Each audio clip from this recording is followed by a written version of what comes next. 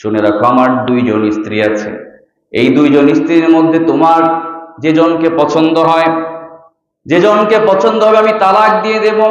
ইদ্যত পালনের পরে তুমি তাকে বিয়ে করে নিবা, নতুন করে জীবন শুরু করবা, অর্ধেক সম্পদ দিব আর আমার নিজের স্ত্রীও তোমাকে দিয়ে দিব। বিশ্বনবী সাল্লাল্লাহু আলাইহি ওয়াসাল্লাম হযরত আব্দুর রহমান ইবনে আউফ রাদিয়াল্লাহু তাআলা আনহুকে বলছেন, আব্দুর রহমান ইবনে আউফ, মক্কায় তো তোমার কোনো কিছু অভাব ছিল না, অনেক ধনী মানুষ ছিল, আজকে তোমার কিচ্ছু নাই, সব ছেড়ে এসেছো। আজকে তোমার সাথে ভ্রাতৃত্ব বন্ধনে আবদ্ধ করে দিলাম সাআদ ইবনে রবিয়কে, তোমার দেখাশোনা আজকে থেকে সাআদ ইবনে রবিয় করবে, তোমার চিন্তার কোনো কারণ নাই। আল্লাহু আকবার।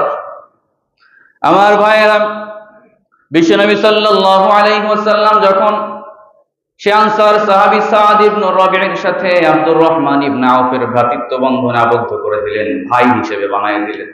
এক ভাই আর এক ভাইয়ের দুঃখ দুর্দশায় সামনে এগিয়ে আসবে। সাআদ ইবনে রবিয়া রাদিয়াল্লাহু তাআলা আনহু যখন আব্দুর রহমান ইবনে আউফ রাদিয়াল্লাহু তাআলা আনহুকে বাড়িতে নিয়ে গিয়েছে, বাড়িতে নিয়ে গিয়ে বলছে, ও আব্দুর রহমান ইবনে আউফ, তোমাকে আমি আগে চিনতামও না, জানতামও না, কখনো দেখিও নাই, কিন্তু বিশ্বনবী সাল্লাল্লাহু আলাইহি ওয়াসাল্লাম তোমাকে আমার ভাই হিসেবে তিনি বানিয়ে দিয়েছেন, আমিও তোমাকে ভাই হিসেবে কবুল করে নিয়েছি। ও আব্দুর রহমান ইবনে আউফ, চিন্তা করো না, আমি মদিনার অন্যতম ধনাঢ্য একজন মানুষ, আমার যত সম্পদ আছে, আমার এই সমস্ত সম্পদের অর্ধেক সম্পদ আমি আজকে থেকে তোমাকে দিয়ে দিলাম। আল্লাহু আকবার। আমার ভাইয়েরা, সাআদ ইবনে রবিয়া রাদিয়াল্লাহু তাআলা আনহু কতটা বড় দিলদরিয়া ছিলেন, কত বড় তার ঈমান ছিল, কত মজবুত তার ঈমান ছিল। তিনি আরো বললেন, অর্ধেক সম্পদ তো দিলামই, শুনে রাখো, আমার দুইজন স্ত্রী আছে। এই দুইজন স্ত্রীর মধ্যে তোমার যেজনকে পছন্দ হয়, যেজনকে পছন্দ হবে আমি তালাক দিয়ে দেব। ইদ্যত পালনের পরে তুমি তাকে বিয়ে করে নিবা, নতুন করে জীবন শুরু করবা, অর্ধেক সম্পদ দিব আর আমার নিজের স্ত্রীও তোমাকে দিয়ে দিব। এমন প্রস্তাব শুনে আব্দুর রহমান ইবনে আউফ রাদিয়াল্লাহু তাআলা আনহু অবাক হয়ে গেলেন। তিনি কি করলেন? তিনি অবাক হলেন, বরং অবাক হয়ে তিনি হ্যাঁ বললেন নাকি না বললেন। তিনি যে জবাবটা দিলেন, এই জবাবটা পৃথিবীর ইতিহাসে স্বর্ণাক্ষরে এখন লিপিবদ্ধ আছে।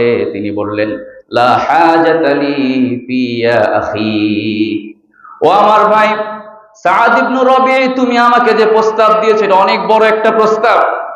আমি চাইলে হয়তো মুহূর্তের মধ্যেই মদিনার অন্যতম ধনী মানুষ হয়ে যাব, সুন্দরী স্ত্রী পেয়ে যাব, কিন্তু আমি তোমার এই প্রস্তাবে আমি সম্মত নই। আমি অনেক খুশি হয়েছি, কিন্তু আমি এই প্রস্তাব মেনে নিতে পারবো না। তিনি বললেন, বারাকাল্লাহু ফি মালিক ওয়া লি আহলিক, আল্লাহ তোমার মালে আরো বরকত দান করেন, তোমার পরিবারে আরো বরকত দান করেন। দুল্লানি আলাস সুক, এসবের আমার কিচ্ছু দরকার নাই, আমি তোমার জন্য আল্লাহর কাছে দোয়া করছি, আল্লাহ তোমার মালে আরো বরকত বাড়ায় দেন, আল্লাহ তোমার পরিবারে আরো বরকত বাড়ায় দেন। বরং একটা উপকার তুমি আমাকে করতে পারো, সেটা হচ্ছে মদিনার বাজারটা কোন দিকে, সেই বাজারের রাস্তাটা আমাকে দেখায় দাও। আল্লাহু আকবার। Show me way to the market, মদিনার বাজারে কোন দিক দিয়ে যাবো সেটা আমাকে দেখাই দিলেই হবে, এর চেয়ে বেশি উপকার আমাকে করা লাগবে না। আমার ভাইয়া, সাআদ ইবনে রবিয়া রাদিয়াল্লাহু তাআলা আনহু আব্দুর রহমান ইবনে আউফ রাদিয়াল্লাহু তাআলা আনহুকে মদিনার কাইনুকার বাজারের রাস্তাটা দেখাই দিলেন। এরপরে আব্দুর রহমান ইবনে আউফ রাদিয়াল্লাহু তাআলা আনহু অল্প কিছু পুঁজি তার কাছে ছিল, সেই টাকা দিয়েই তিনি মদিনার বাজারে তিনি ব্যবসা শুরু করলেন, পনিরের ব্যবসা শুরু করলেন, এরপর দইয়ের ব্যবসা শুরু করলেন, এরপরে গুরুত্বপূর্ণ কিছু পণ্য দ্রব্যের ব্যবসা তিনি শুরু করলেন। আল্লাহ সুবহানাহু ওয়া তাআলা কয়েক মাসের মধ্যে তার এই ব্যবসার মধ্যে এমন বরকত দিলেন যে মদিনার অন্যতম ধনী ব্যক্তিতে রব্বুল আলামিন তাকে পরিণত করে দিলেন। আল্লাহু আকবার। ইচ্ছা করলে পারতেন না ওই লোভনীয় প্রস্তাবটা নিয়ে আরামে এসে বসে জীবন পার করে দিতে পারতেন কিনা? আমরা হলে তেমনটাই করতাম। কেউ যদি আপনাকে বলে যে আমার যে ঢাকা শহরে 2টা বাড়ি আছে, একটা বাড়ি তোমাকে দিয়ে দিলাম, আমরা কি না করতাম? 2টা গাড়ি আছে, একটা গাড়ি তোমাকে দিয়ে দিলাম, না করতাম না? কিন্তু সাহাবায়ে কেরাম তারা কষ্ট স্বীকার করেই তারা পরিশ্রমের মধ্য দিয়ে তারা ধনী হয়েছেন। তারা কারো উপর নির্ভরশীল তারা হন নাই, আল্লাহর উপর ভরসা করেছেন, পরিশ্রম করেছেন। রব্বুল আলামিন তাদের ধন সম্পদে এত বরকত দিয়েছেন যা কল্পনাও করা যায় না। অনেকে বলেন আজকে বিল গেটসের যে সম্পদের পরিমাণ, এর চাইতে বহু বহু গুণে বেশি সম্পদের মালিক ছিলেন আব্দুর রহমান ইবনে আউফ রাদিয়াল্লাহু তাআলা আনহু। আল্লাহু আকবার। চিন্তা করেছেন কত ধনী মানুষ ছিলেন, কিন্তু শুরুটা কি দিয়ে করেছেন? সামান্য সেই পনির, মধু এগুলো বিক্রি করে শুরু করেছিলেন, এরপর অন্যান্য ব্যবসা শুরু করেছেন। তাহলে প্রিয় ভাইয়েরা, এভাবে সাহাবায়ে কেরাম তারা পরিশ্রম করেছেন, তারা শ্রম দিয়েছেন। আল্লাহ সুবহানাহু ওয়া তাআলা তাদেরকে এভাবে বরকত দিয়ে ধন্য করেছেন। হযরত উসমান রাদিয়াল্লাহু তাআলা আনহু, তিনি কম ধনী মানুষ ছিলেন, অনেক অনেক পরিশ্রম করেছেন। এর মাধ্যমে রব্বুল আলামিন তাকেও অন্যতম ধনী মানুষ হিসেবে রব্বুল আলামিন কবুল করে নিয়েছেন। তো ধনী হওয়া অপরাধ না, বরং ভালো মানুষরা যখন ধনী হবে, সম্পদশালী হবে, তাদের সম্পদটা, তাদের টাকা পয়সা ইসলামের কাজে, আল্লাহ সুবহানাহু ওয়া তাআলার পথেই ব্যয় হয়। ঠিক কিনা বলেন? কোন মাদকাসক্ত ব্যক্তি সে ধনী হলে সমাজের ক্ষতি হয়। লুটেরা, সমাজের দুর্নীতিবাজ যখন বড় লোক হয়, ধনী হয়, সমাজের ক্ষতি হয়, সমাজে সে অশ্লীল কার্যকলাপ ছড়িয়ে দেয়। তো একজন মুত্তাকি মানুষ, ইমানদার ব্যক্তি যখন ধনী হয়, সমাজের যত ভালো ভালো কাজ আছে সব তার মাধ্যমে হয়। ঠিক কিনা বলেন? এজন্য মুমিনদের, বিশ্বাসীদের ধনী হওয়ার দরকার আছে নাকি নাই? অবশ্যই আছে।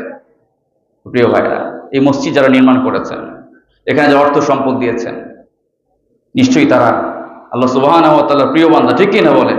তাদের এই যে অর্থটা কাজে লেগেছে, আল্লাহ তাদের কবুল করেছেন। এজন্য অবশ্যই আমরা আমাদের অর্থ সম্পদ ভালো কাজে ব্যয় করতে চাই। তো প্রিয় ভাইরা, যেটা বললাম, এভাবে সাহাবায়ে কেরাম তারা পরিশ্রম করেছেন।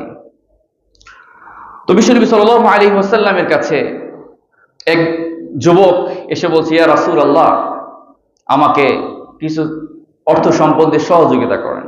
বিশ্বনবী দেখলেন যে এই ব্যক্তি তো দেখতে অসুস্থ মনে হচ্ছে না, বার্ধক্যজনিত কোনো সমস্যাও মনে হচ্ছে না, সুঠাম দেহের অধিকারী যুবক। বিশ্বনবী বললেন, তোমাকে যে অর্থ সম্পদ দেব, তোমার বাড়িতে কি আছে? ওই যুবক বলছে, ইয়া রাসূলুল্লাহ, আমার বাড়িতে তেমন কিছুই নাই, তবে আমার বাড়িতে একটা চাদর আছে আর একটা পানি খাওয়ার একটা জগ আছে। বিশ্বনবী সাল্লাল্লাহু আলাইহি ওয়াসাল্লাম বললেন, যাও যাও, তোমার সেই চাদর আর পানি খাওয়ার জগটাই নিয়ে আসো। তখন বিশ্বনবী সাল্লাল্লাহু আলাইহি ওয়াসাল্লামের সামনে যখন পানি খাওয়ার জগ আর চাদরটা নিয়ে আসা হলো, তখন বিশ্বনবী সাল্লাল্লাহু আলাইহি ওয়াসাল্লাম উপস্থিত সাহাবায়ে কেরামকে বললেন, মান ইয়াশতারি হাযাইন, তোমাদের মধ্যে এমন কে আছে এই দুইটা জিনিস কিনবে?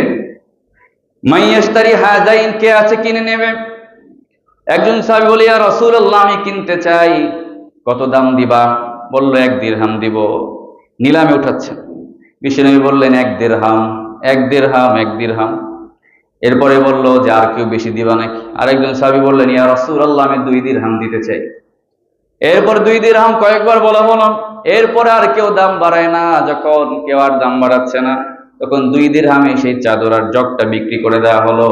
বিশ্বনবী সাল্লাল্লাহু আলাইহি ওয়াসাল্লাম সেই যুবককে বললেন, এই 1 দিরহাম নিয়ে তুমি তোমার পরিবারের জন্য খাবার কিনে নিবা, আর 1 দিরহাম নিয়ে বাজার থেকে একটা কোঠার তুমি কিনে আনবা। বিশ্বনবী সাল্লাল্লাহু আলাইহি ওয়াসাল্লামের সামনে যখন কোঠার নিয়ে আসা হলো, প্রিয় নবী সাল্লাল্লাহু আলাইহি ওয়াসাল্লাম তার পবিত্র হাতে ওই কুঠারের মধ্যে হাতলটা লাগাই দিলেন আর বললেন, যাও যাও, বনে চলে যাও, ওখানে যে তুমি কাঠ কাটো, আর 15 দিনের মধ্যে যেন তোমাকে আমি এই এলাকায় ঘুরঘুর করতে না দেখি। আল্লাহু আকবার। 15 দিন পর যখন সেই যুবক এসেছে, এখন সেই যুবক 10 দিরহামের মালিক হয়ে গেছে। আল্লাহু আকবার। তো বিশ্বনবী সাল্লাল্লাহু আলাইহি ওয়াসাল্লাম এভাবে পরিশ্রমের মধ্য দিয়েই সাহাবায়ে কেরামদের ভাগ্যে তিনি পরিবর্তন করাতে চাইতেন। তো এই জন্য আমরাও পরিশ্রমের মধ্য দিয়ে আমাদের ভাগ্যের চাকা আমরা ঘোরাতে চাই। আল্লাহ কবুল করেন, বলি আমিন।